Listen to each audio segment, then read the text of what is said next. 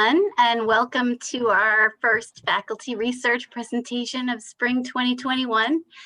I'm Dawn Emselem, the Director of Library Services, and first I wanted to just make a couple of technical notes. So this presentation, as Gretchen just said, will be recorded, and if you could please keep yourself on mute throughout the presentation, and that would be great. If you have questions during the presentation, you can put them in the chat, and I'll make sure that Dr. Alarcon-Arana gets them during the at the end of the presentation. And then at the end, we'll have more opportunities for you to submit questions, and you can either unmute yourself or type them in the chat. Esther Alarcón Arana is Assistant Professor of Modern Languages at Salve Regina University.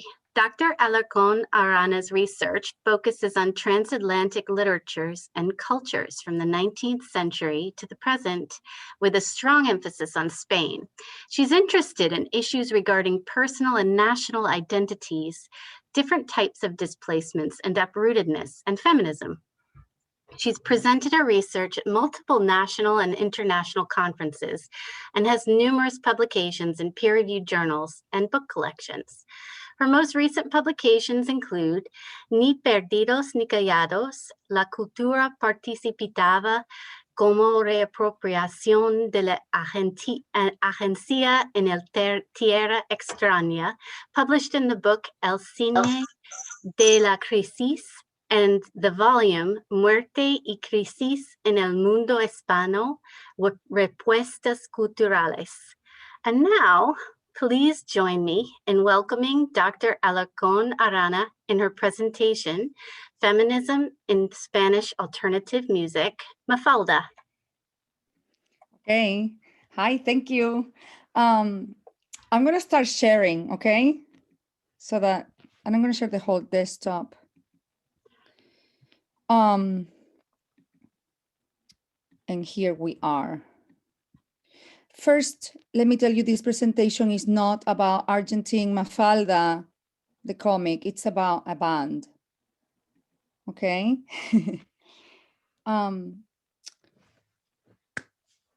Thank you, everybody, for being here. Thanks to Maquillop Library and Gretchen and Dawn for inviting me to present about this topic that I'm super passionate about. So I want to start explaining a little bit of how I got to this before starting. Like Dawn said, my research interests have been always around issues regarding identity, displacement, nationalism, but now they have moved a little bit and they have focused on issues more regarding about racism, gender, women. And my latest articles that I translated into English, even though they are in Spanish, they were published last year, and they all deal with these issues. Especially, I challenged the very toxic concept of romantic love.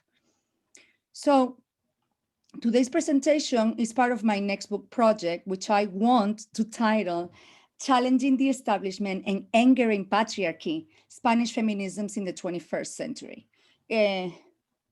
So I think some people will be angry. What can I say? So let's get started.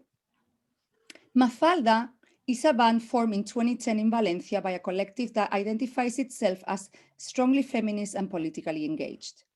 The band's songs aggressively point fingers as they highlight the troubles Spanish society has been facing. They denounce the inhospitable society that patriarchal culture has created in Spain, and they assertively offer alternatives to make our society a place where all can really thrive. Their 2018 album, Palabras Forman Caos, Words Create Chaos, starts with an intro by an androgynous voice who, in the middle of what sounds like an apocalyptic persecution scene, states a series of apparently disconnected words and drops down, "may be dead." So I have to stop sharing and share. Well, I don't know how I can do this with the sharing. Can you? We tried this, but I'm not sure. Can you see the two things? Somebody can talk. Can you see the video also? Yes. Yes. Okay. Okay, so listen to here you have the Spanish, the English, and then I'm showing this so you can listen to it. Can you hear the rain?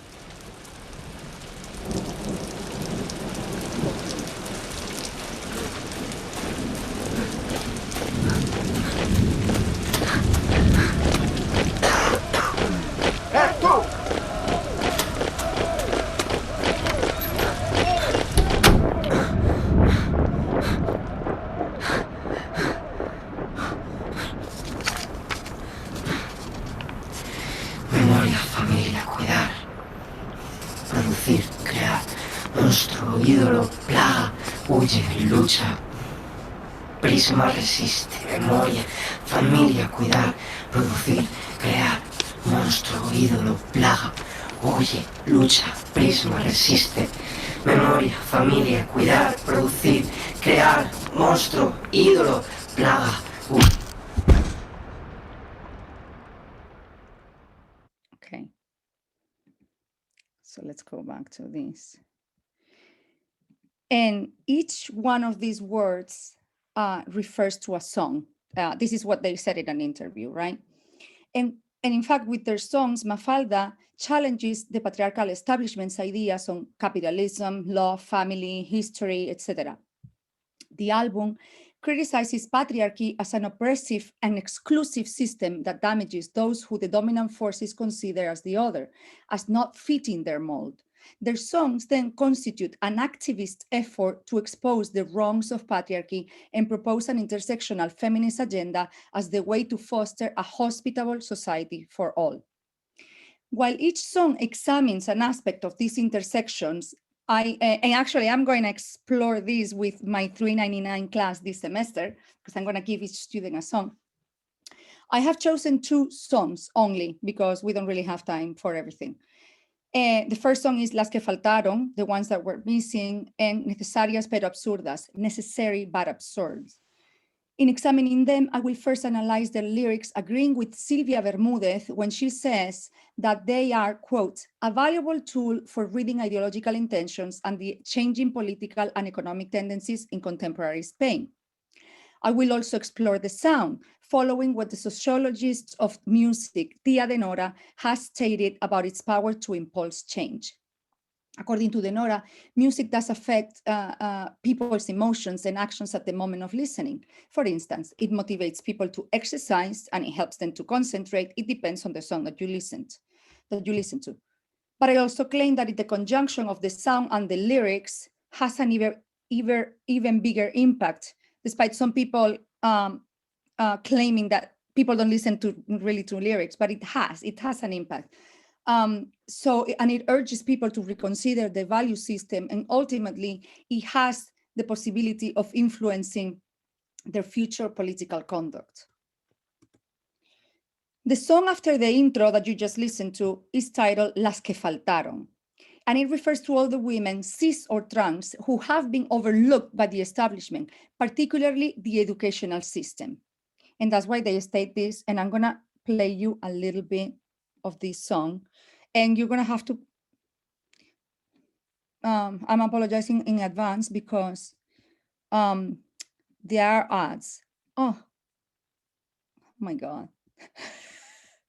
Sorry, one second. Here. File with the help of an expert, or let an expert file for you. Intuit TurboTax Live. At the ASPCA, we give a voice to the voiceless. We fight for those who can't. Here. Me faltó la mitad, miro atrás y no están las que estaban siempre al lado, las que siempre faltarán. Mujeres que hicieron historia, mujeres murieron sin gloria. Buscar referentes en libros, en la escuela no tienen memoria. Hagan este. Okay, so this is, I just want you to hear the sound a little bit. Because I'm gonna be talking about that too.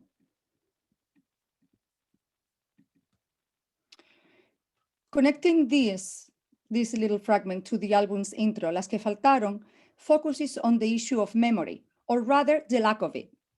It confronts the white male supremacy of our culture, which overlooks both the deeds and the needs of others, thus creating, in Mafalda's words, sociedades enfermas, sick societies. Although Las que Faltaron represents a vindication of women, the band is careful to not fall into the trap of white enlightened feminism, which not only tends to ignore trans women as women, but also, as other feminists like Bell Hooks have already stated, they, and I quote, have largely been unable to speak to, with, and for diverse groups of women because they either do not understand fully the interrelatedness of sex, race, and class oppressions or refuse to take this interrelatedness seriously. That is, when hegemonic feminism places all women as part of a homogeneous category, they recreate the white heteropatriarchal supremacy in the women's movement. Therefore, Mafalda attempts to set themselves apart from hegemonic feminism in two simple manners with this song, by including many different women and talking about them, just mentioning them, and by sharing their musical space with a female artist who represents these intersections that they point out.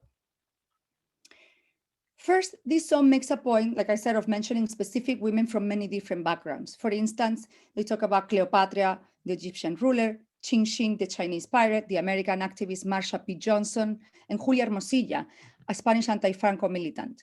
In addition to that, the band also acknowledges the women who are part of the female intrahistory, that is, the history of regular women and their deeds in their everyday lives and challenges. That's why they say at some point in the song, and I'm quoting, tell me that story, but let grandma tell it because I already heard grandpa. These lines attempt to rescue the voices of the women of Spanish families where grandfathers, fathers, they used to tell stories of their youth, their times in war, their military, their resistance, all of their adventures. These two lines acknowledge the fact that women's voices have been smashed by the narratives of the men in their lives, and now it's their time. Besides mentioning women, all these women and more, and rescuing that female intrahistory, Mafalda shares their song, that space, with featured artist Rebecca Lane.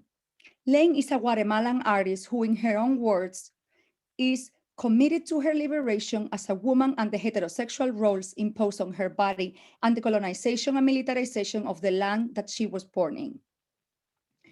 Lane is both an artist and an activist, and she writes to denounce the colonialism, racism, and sexism she lives and she sees around her. Lane has a really strong presence in Las que Faltaron, and her voice as she raps the name of the female artist, that helps Mafalda construct their artistic genealogy as part of a musical canon with a clearly anti-patriarchal, anti-racist, and anti-colonialist activist ambition. And I'm gonna show you the very short but powerful fragment sung by Rebecca Lane in this song. I'm gonna put this.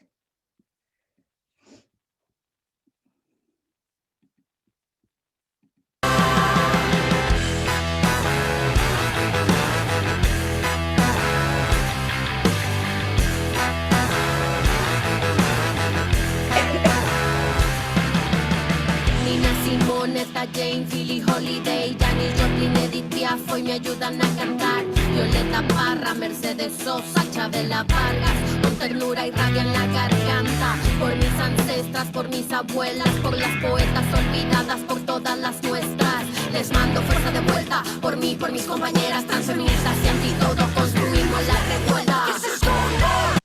Okay, and now I go.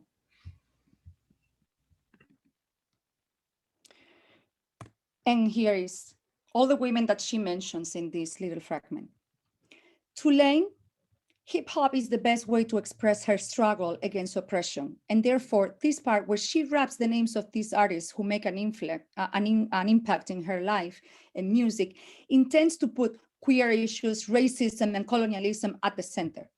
Musically, the connection to hip hop movement is very important because both Lane and the band's activism become connected to these women, these musics, and I'm quoting, notorious and even self-perpetuating reputation as a spectacular cultural movement committed to define the cultural and political mainstream. This is from Craig Watkins' Hip Hop Matters, Politics, Pop Culture, and the Struggle of the Soul of a Movement. Now, while hip hop is the vehicle to visualize the accomplishment of women in our culture, Mafalda resorts to hardcore music in order to demand change in social justice. And I'm gonna play this part. also. I'll put only the English.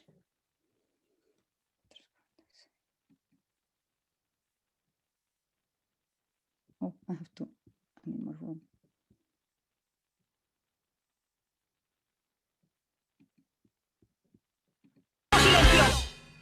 No es justo que tus sueños estén llenos de miedo. Sostienen su relato mientras cae un agujero, contando con solo la mitad de las personas, creando sociedades enfermas y esto no funciona. Cuéntame ese cuento, cuéntame ese cuento, que lo cuente la ñaña que ya escucha la abuela. Lo decía Emma Goldman, esa dictadura se borra con sudor y sangre. Las que sangraron las mujeres de la historia. Las mujeres de la historia. Las mujeres de la historia. Las mujeres de la historia. Okay, that's the end of the song, actually.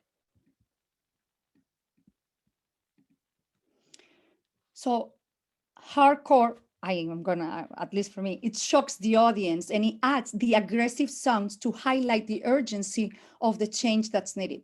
Just as Eric James Abbey asserts in his edited volume, Hardcore Punk and Other Junk, Aggressive Sounds in Contemporary Music, we must set a distinction between aggressive and violent. And Mafalda effectively draws on the aggressiveness of the hardcore punk tradition to disturb the violence that the patriarchal culture of the establishment has and is exerting on women. Now, moving on to the next song, Necesarias pero Absurdas, like most of Mafalda's songs, records to hardcore to accuse the establishment from creating a hostile environment for people who don't conform to their exclusive rules. This is similar to the other one. If Las que Faltaron challenges the establishment to incorporate women's deeds in their culture, Necesarias pero Absurdas denounces romantic love as the patriarchal weapon to keep subjugating other bodies. Opposing romantic love, the song then claims el cuidado, care, as a queer form of love, considering it the medicine needed to heal all of the damage that the cultural production on romantic love has caused our society. Romantic love is seen as the enemy because by reproducing a society that's created for just a dominant few, the non-others, it allows the proliferation of unhealthy individuals, relationships, and societies, as the following stanzas demonstrate. And I want you to focus not just on the lyrics, but also on the sound. And this is another song. So let's move to here.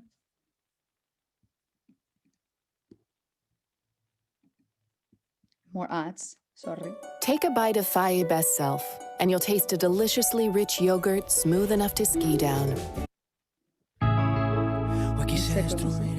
Here. Me enfrenté al espejo y perdí. Me he odiado por ser como soy. Me he odiado por no ser normal. Me he odiado hasta hacerme mal. Se me olvidó cuidarme, yeah, yeah, yeah. Se me olvidó cuidarme, yeah, de ti. Se me olvidó pensar un poco en mí. Se me olvidó cerrar antes de salir. Se me olvidó que el enfermo es el mundo. Me juro que no pierdo ni un segundo en explicar por qué me siento así. Se me olvidó cuidarme, yeah, yeah, yeah, yeah, yeah. Okay. So if you look at the Spanish here, the first stanza highlights the self-hatred for not being normal, an idea emphasized on the next one where it is implied that society considers the voice sick because, as they say in another line, they are attracted to someone not approved by society's rules, implying when you read that it's somebody of the same sex or somebody gender non-conformist. The song strongly criticizes the heteronormativity of romantic love because it categorizes other forms of love and sexual relationships as unhealthy. That is, patriarchal culture regulates what love is, offering a definition of its characteristics and its ideals. And the punishment for breaking those rules is to be ostracized and expelled from the comfort of belonging. This whole idea of comfort of belonging, I take from Sara Ahmed, who is a queer theorist. And the following concept too. So the everydayness of compulsory heterosexuality in our society makes it intolerable for the other, as the beginning of the song has painfully demonstrated. By using the first person, the anaphora, and the hardcore sound, Mafalda's song denounces, quoting again Ahmed, the physic as well as the social cost of loving a body that is supposed to be unlovable for the subject that I am. So it denounces the same compulsory heterosexuality that is forced on us through popular culture. The confessional tone of the song, the first person voice, seeks the empathy from the audience, creating a bond with them through the music. In contrast to romantic love, the song presents different ideas in the other stanzas. First, the need to accept the fact that individuals may not fit this category of compulsory heterosexuality. Secondly, it urges us to work on breaking with the sexist myths and norms created by patriarchy, like the supposed superiority of men, the tabooization of women's periods and sexual relations, and the construct of lifelong heterosexual productive relationships. Lastly, it suggests that by challenging all of these myths, society will be able to eliminate patriarchal love and replace it with actual care for oneself and one's relationships to others. In this sense, the repetitiveness of the ska sound that you're gonna hear now, opposes the fact that each stanza presents a different idea, albeit connected through the same leitmotif, care. In this slide that you can see, in this manner, the bass ska sound presents the problems that need to be changed. And this is an example, okay? This is one of the examples that I'm using.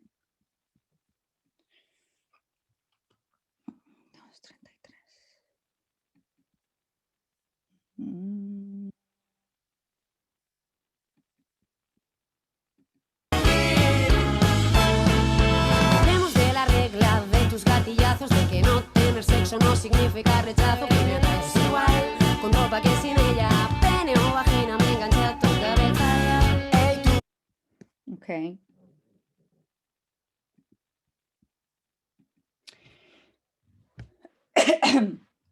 So this stanza connects the, so wait, in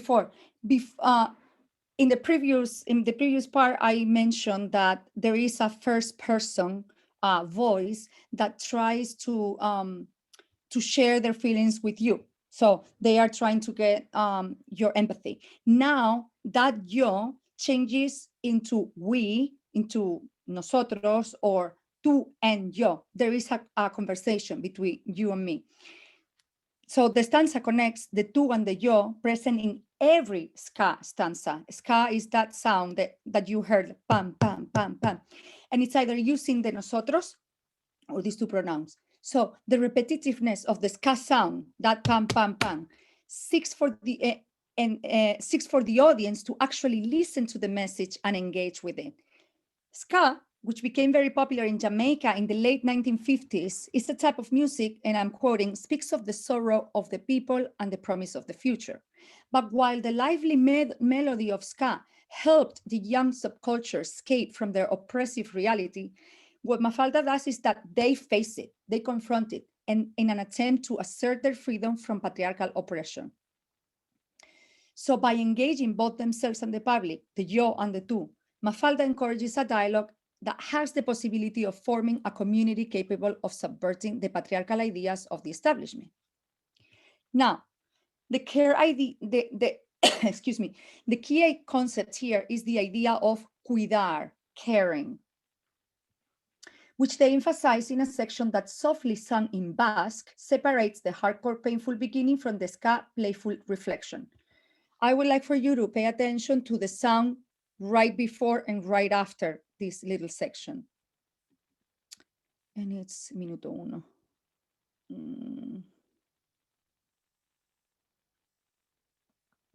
Okay, let's do 58.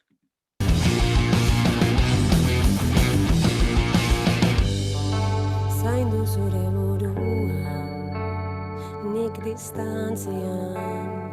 Zainduko zaitut, zindagizut egun sentian. Ez natuko gara, zaindu.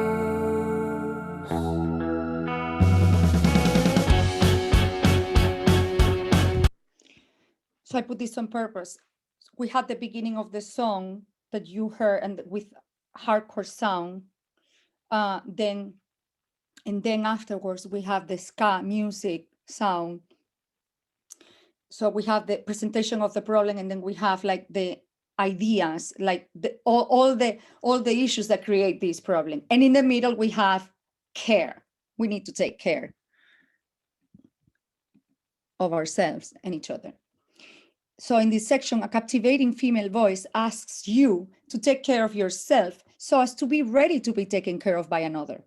The sweetness of the voice is reinforced by the alliteration of the sound in Basque, which underscores the subversive message of care. If we consider that a great part of the patriarchal establishment in Spain is extremely nationalistic, the fact that the band sings, albeit a short fragment, in Basque is considered as an act of rebellion against the Spanish nation too. Therefore, using that language strengthens the song's subversion of the patriarchal idea of love by connecting Basque with a different manner of loving that the band considers liberating. By using cuidar, zaindu, as a replacement for all of the other ideas typically connected to the concept of romantic love, Mafalda defies patriarchy's definition of love and redefines it. So basically, these are just two examples from Mafalda's 2018 album that show the band's commitment to defy patriarchy and its cultural production. With Las que Faltaron, the band challenged the patriarchal cultural canon, which ignores not just women, but also perpetuates racism and colonialism. With Necesarias pero Absurdas, they criticize romantic love as an easy way of sustaining patriarchy. The central idea I have found through these songs, but I sense is through the whole album, is care. And it has to be it has to have a queer connection. And I also suspect that this song and everything is connected, want to show a strong link between patriarchy and capitalism. And that is exactly what I'm going to be examining after today. Significantly, and this is what I'm going to end with this, one of the band's members said that they don't feel that music can really change things, even though it could be a vehicle that helps. In my opinion, there is strong evidence that the cultural production of a society contributes to that society's make. Culture continues to produce artifacts that help patriarchy stay in place, that normalize what Alicia Puleo has called patriarcado de consentimiento. For this reason, often women who vindicate their rights to walk without feeling threatened or have an assertive voice in their workplace or in life in general are told to calm down, to not be so aggressive, because they don't fit, right, what a woman is. So if music couldn't change this, if culture couldn't promote the values by which we live, then I wonder, and I want you to think about this, why does the establishment keep on pushing their heteropatriarchal values in the culture that we consume? And now, before I say thank you, I want to let you know that there is, in 2 weeks, an online event with Sara Ahmed. She's in Beirut. And if you're interested in that, it's on Facebook, and I can put it on the chat. So thank you so much.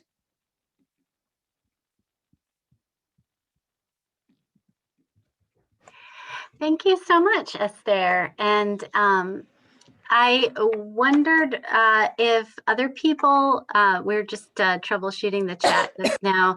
Can you, I now can see the chat. Is everybody able to access the chat if you wanted to? Yes, good. So I guess while people are thinking about their questions, I had a quick one, Esther.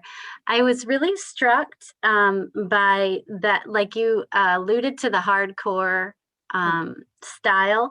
And when he was saying the Los Mujeres en Historia part, it was just so striking how that style of music, to hear a man complaining about that in that style just seems aggressive to me. So I think it's just striking that they would use that style in this sort of like contradictory way to support this particular issue. Like the choice of that particular style seems very striking.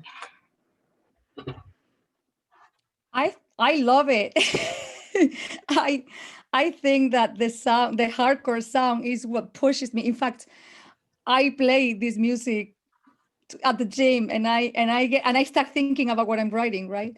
I think I like it precisely because of what I mentioned about the distinction between aggressive and violent. And I think, as scholarship has mentioned, that the aggressiveness creates like a sense of community with the people who listen to it and who play. And I think it plays really well with what they want to do, which is like to say, you do this now, show this now, show them, put them in the forefront now. Yeah, that's interesting. Because I think of bands like Bikini Kill, or other like English speaking punk rock female bands, and it seems like a very distinct type of style that I don't even know. Did the female singers ever do that style as well?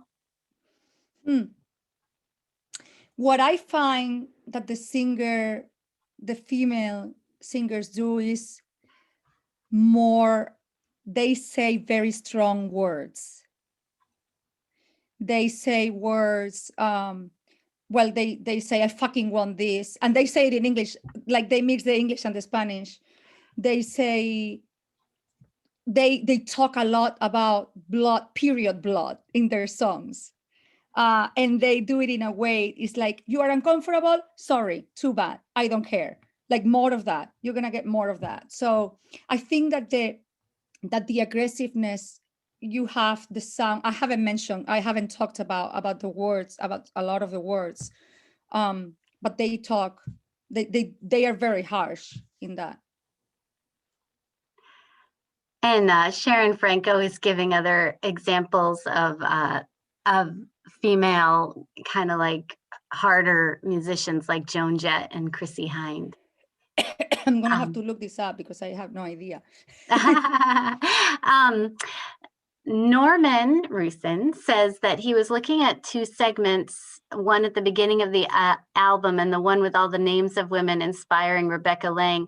Do you think Mafalda uses accumulation as a rhetorical strategy to put the patriarchal system and the anti-patriarchal system face to face one another on the same level of the same weight and level of strength, or does it happen in other pieces, or may it not only be with words? And Norman, please unmute yourself if I just mangled your question.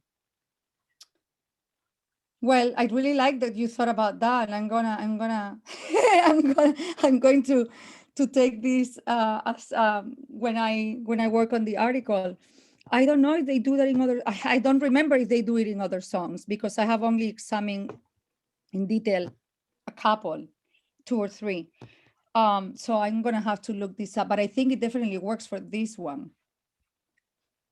Great. And I have actually, there's a bunch of people. I see Tracy and Nike, and Tracy, would you like to unmute yourself and ask your question?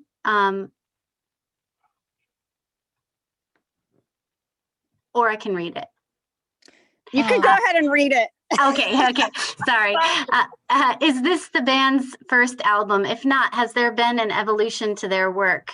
Are there many other groups with similar topics in Spain? And where does their music sit in the anthology of similar music in Spain at the time? No, it's not their first. Since 2018, they had a 2010, 2012, 2016, 2018. I think this is their 4th or 5th. There has been an evolution because they used to use more, like Sharon Franco was making the point that the band sounds diverse, punk, ska, chant. It's true. And they used to have more of ska and reggae. And now they are more, they keep the ska. I can see like this. I think I mentioned that earlier, that the ska sound and the hardcore, they have this mix that they have called themselves reggaecore. So how about topically? With topics, no, the topics are the same. I've always been. Gotcha. And something that I love about that is that they have songs that are, like, for instance, the the second song that I analyzed today, Necesarias pero Absurdas, has an earlier version that is called, instead of Necesarias pero Absurdas, it's called Absurdas pero Necesarias. So, and they deal with the same topics. It's just that they elaborate on these topics, right? And they care about capitalism,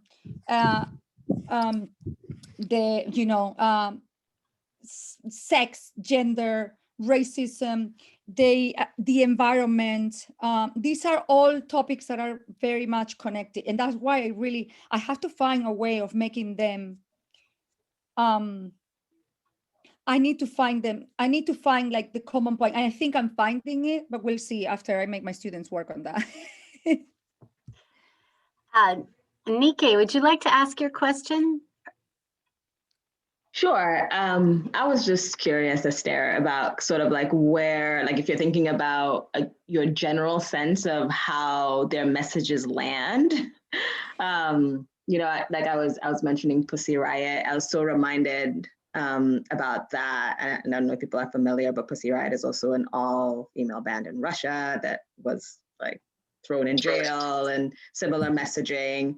And I just wondered how it was landing, in your view.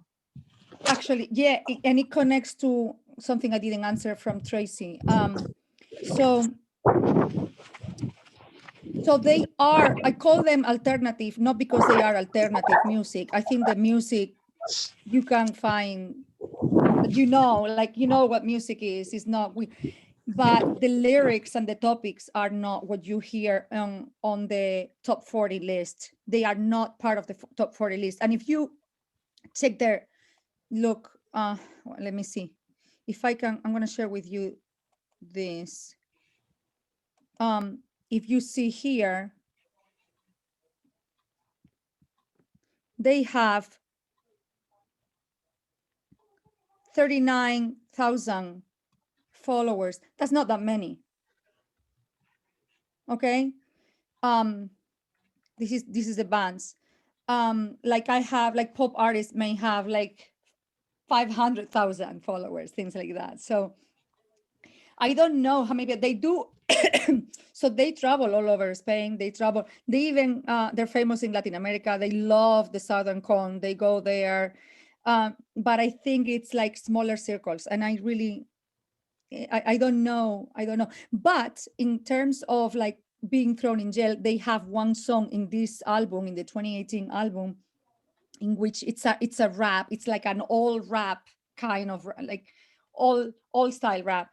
And it deals with the censorship in the arts, because actually now there is a polemic in Spain. One artist, I think it's a rap artist. I am like, I don't remember this guy who said something in his art, in his rap, in his music against the crown. And now he's in jail. Like it's been going on for a while, and now they finally sentenced him to jail, and everybody's complaining about that. So they wrote about being scared. They wrote about that, and then in an interview they said, we were scared about it, but we are like, we just have to go with it, because they said in the song they said something about Borbones son ladrones. The Bourbons is the Spanish. ¿Cómo se dice? The kings, how is it? Is the royal family. The royal family of Spain is the Borbones. And they said, Borbones son ladrones. The Bourbons are thieves. And that kind of thing is like you can get in trouble. Ah, interesting. Craig. Sorry, are we using the hand raising thing? I don't know if we were or not. Oh, good. Thank you for noticing. So Esther, thank you. So I was not familiar at all with this band prior to this, but I was just kind of interested about something you said near the end, which is kind of this question of whether or not music is able to influence mores and that sort of thing. And I'm certainly not up to speed on a lot of this, right? But I just think of the inauguration a couple of weeks ago where Lady Gaga sang, right? Where like 10 years ago, that would have been shocking, right? And it wasn't really that shocking. And I think that and I'm not a Lady Gaga expert, right? But I think that what you're talking about with this band is part of what she's been about from the beginning. And I'm wondering if that's an example of the ways in which culture might be shifting a bit on these issues, right? So just what your thought, because it seems like music might be a way in which things do start to shift, maybe subtly, but maybe importantly. So this is a very tricky topic because this is a topic in discussion, sometimes argument that I have with Norman about whether the humanities can do something to make a better world. I mean, all of us working in the humanities want to say yes. But the way that and I think the same thing about music and humanities.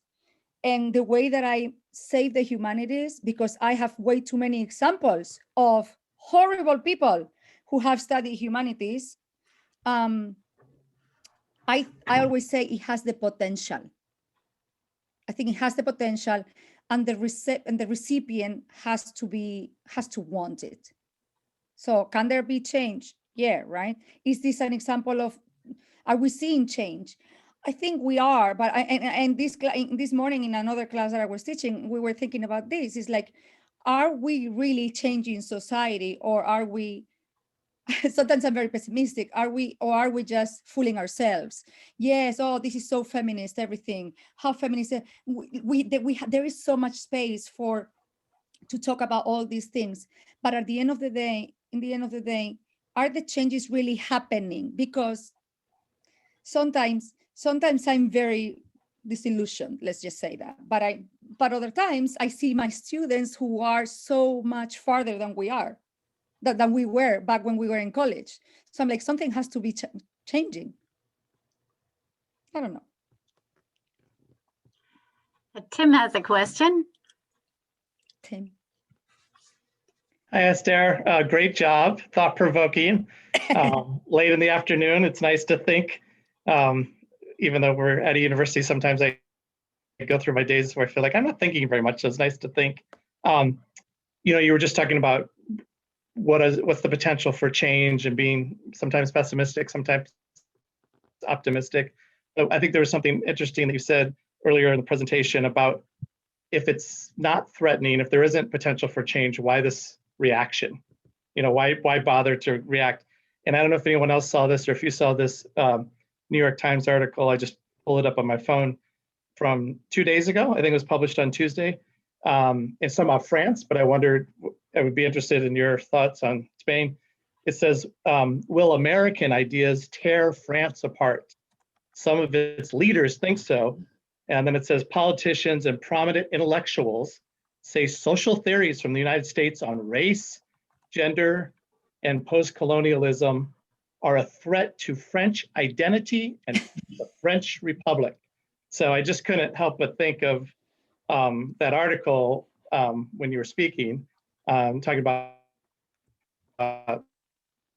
nationalism, patriarchy, so forth. So is there, are academics in Spain, are academics like perhaps yourself and others seen as a threat, or some of these ideas, is this a part of the discourse? I know you were talking about popular culture, but. Emily, if at some point you want to intervene, I invite you. Look, I'm going to say two things. One thing is that Spain has always been very conservative in academia, and the less conservative people from Spain are coming to the United States. I don't know if there is a change now, maybe, but that has been, like, I remember when I was doing my PhD, that was the case. But people are not going to like what I'm going to say now. But to me, what threatens Spain's way of life, if you want to say, and it's not the national identity, it's from America. The way in which I think America is threatening Spain is because exporting the American myths, for instance, the myth that of the self-made man, the myth of if you work so hard, you're gonna make it, and the romantic love is also very related, but it doesn't come from there, right? We recreated it. So there are a lot of myths that people buy. Students are still buying it, even though I'm fighting it in every one of my classes. And that is what I think is threatening America through culture, Spain, through culture, through films, through now with the globalization of film industry, Netflix, etc. That's what I think. That's what bothers me. I don't care about what bothers all these nationalistic people.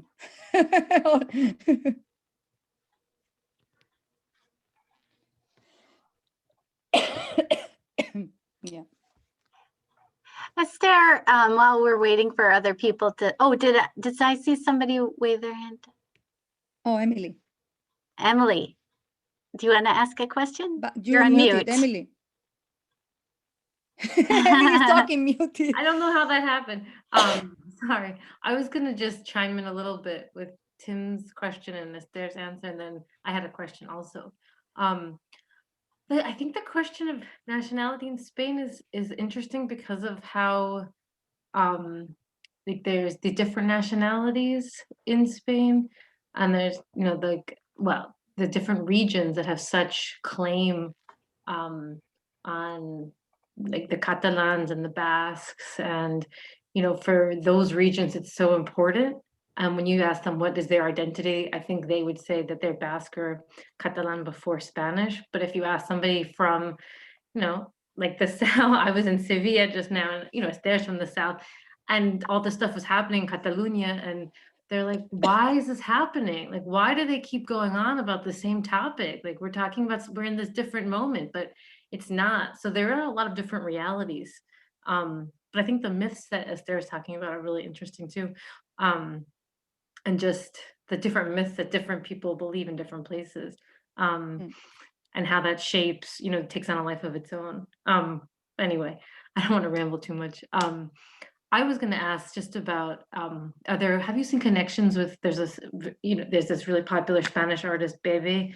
Have you seen connections or people talking about the connections between these groups?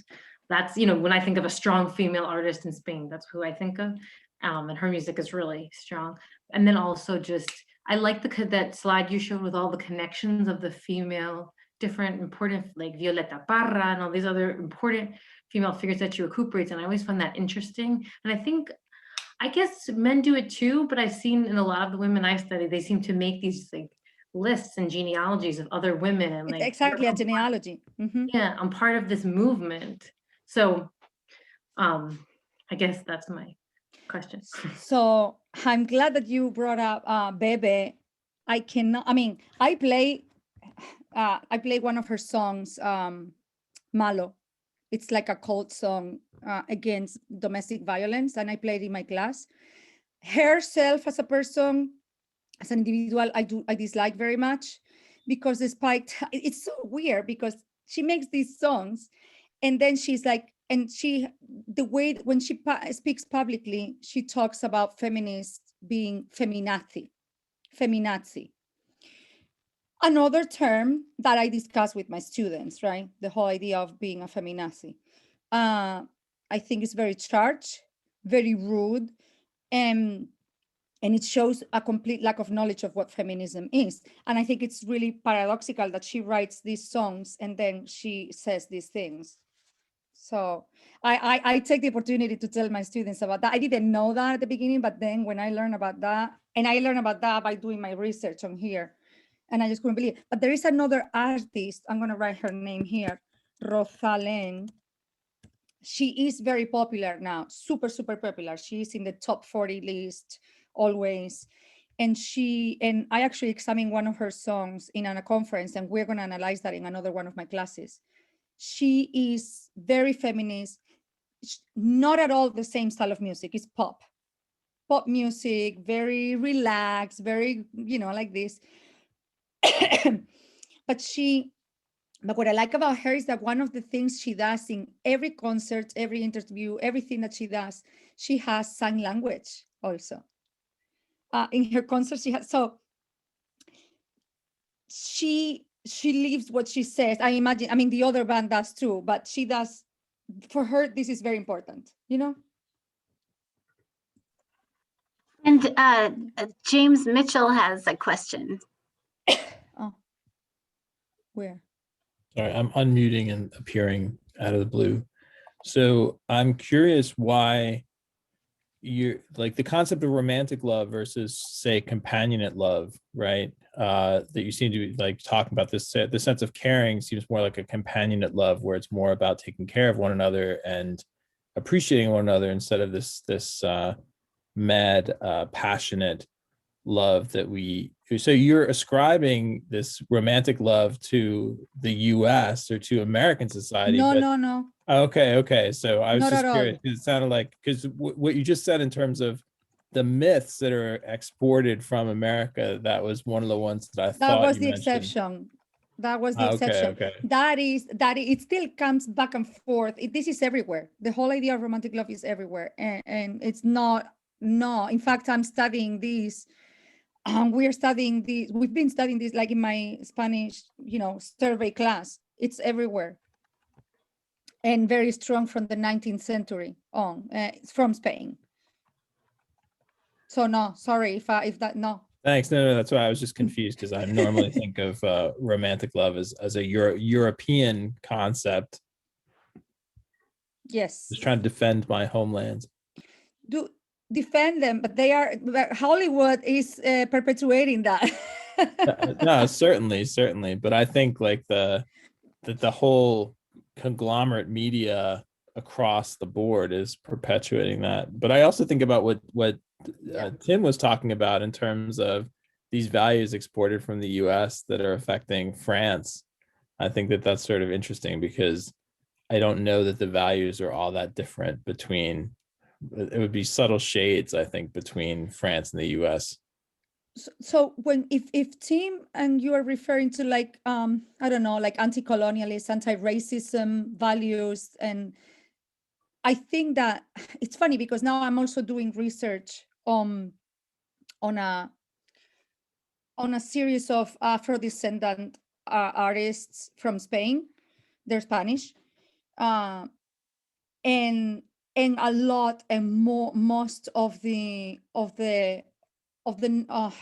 bibliography that I have to read, the ones that they read comes from the United States, inevitably. And I think that's very positive. I mean, that is one of those positive things. How does it affect the nationality, the sense of nationality in Spain? Yes, of course, because they don't want to have anything to do with Africa. And despite all the centuries, right? But I like that that's happening. I like that is coming, and I like that because it's helping Afro-descendant women in Spain have their voice. I think we'll see when I do my research. Actually, it's very incipient.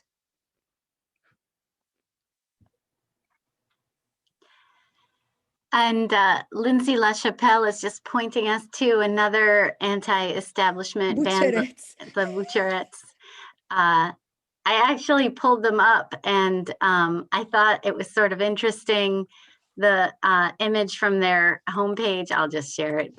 I'm going to check this out for next year.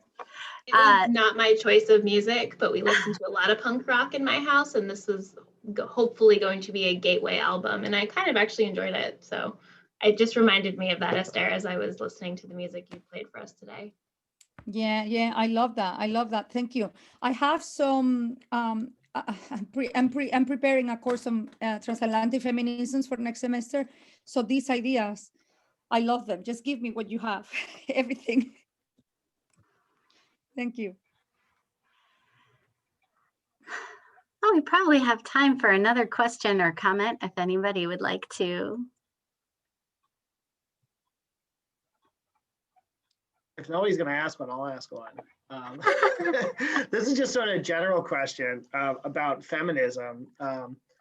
in some of my ethics classes, we'll talk about feminism for maybe a class or two. I generally find that students have no idea what feminism actually is. So much so that the female students just don't want to be labeled a feminist, right? And not even sure why they don't. So I was just wondering if you have a similar experience or others have a similar experience of that, because I feel like it's kind of a dirty word for students in some ways. And I'm not sure why that is or where that comes from, but that's just been my experience of that. So it's just. I like Hannah. Wait. I start most of my presentations that I talk about these things, I start by saying that feminist is a taboo word. And I had a conference last year, and I started saying exactly that my students didn't know what feminism was and didn't want to be associated with that. But in the last couple of years, it's changed. 2 years. I have noticed that. I consistently ask if they are feminist, and most of them raise their hand. And I do it at the beginning of the semester before they know anything about me. So I hope that it's not biased. And they know what it is. Like I asked, what is this? So, and I was very excited. 399 courses in the Spanish departments are not very populated. And this semester, I have people who didn't have to take the class take it because they want to learn about that. So I think students are changing. Also, I don't know. I just think that they are learning a little bit more about that, and it's becoming less of a taboo. But very recently, I don't know what others feel.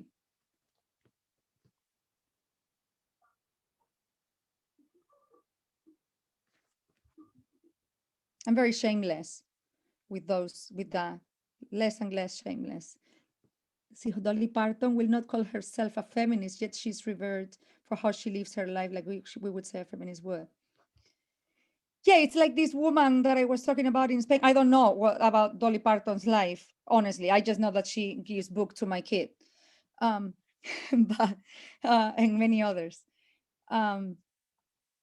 But it's like these artists. It's like you're talking about all these women's things, issues, and vindications, and then you're calling feminist feminazi. You really have no idea what this is.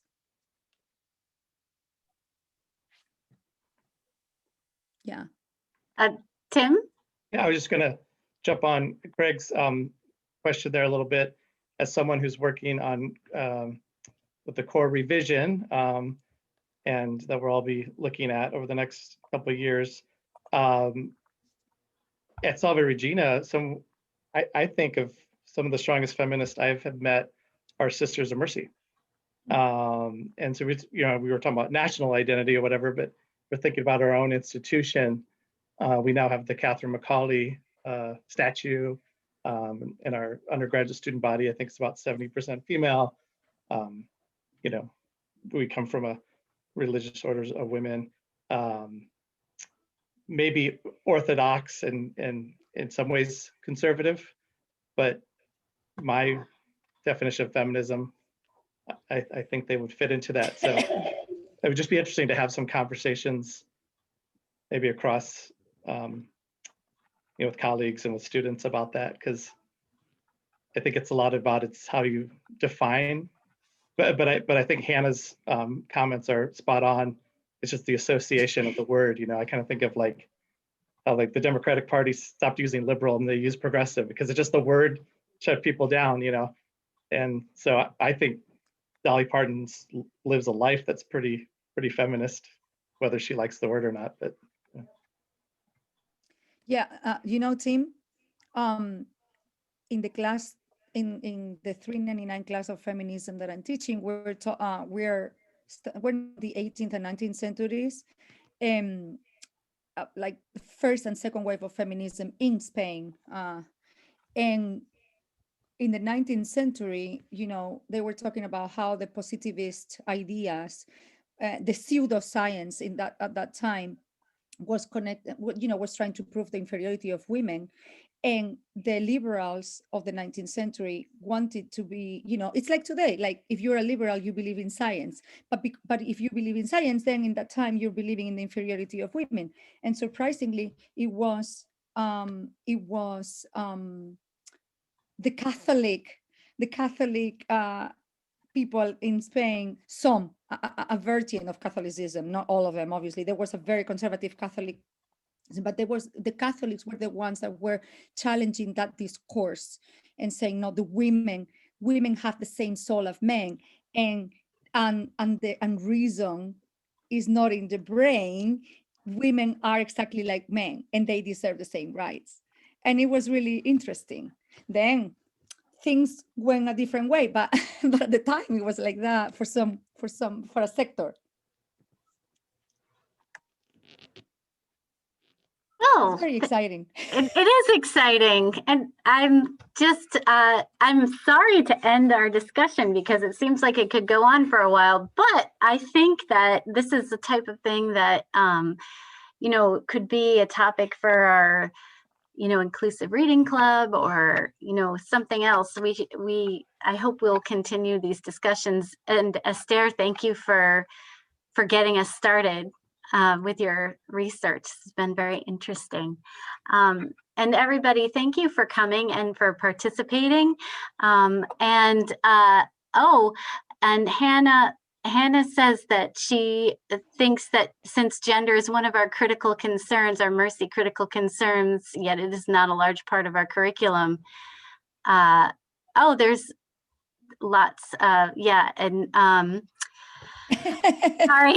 I can count the number of male students I work with that would willingly take a class in WGS. Our curriculum matters, so we should be introducing this critical concern more intentionally since we were started by the Sisters of Mercy. So thank you. And I'm just putting in the chat our next lecture, the lecture series and event series. Our next lecture is on March 11th with Dr. Oyenike Balogun Mwangi, and so we're very excited for that one as well. And I thank you all for attending and look forward to seeing you at the next one. So thank you very much. Have a great night. Thank you, everyone. Bye. Bye. Thanks, Esther. Thank you. Bye. Bye, Emily.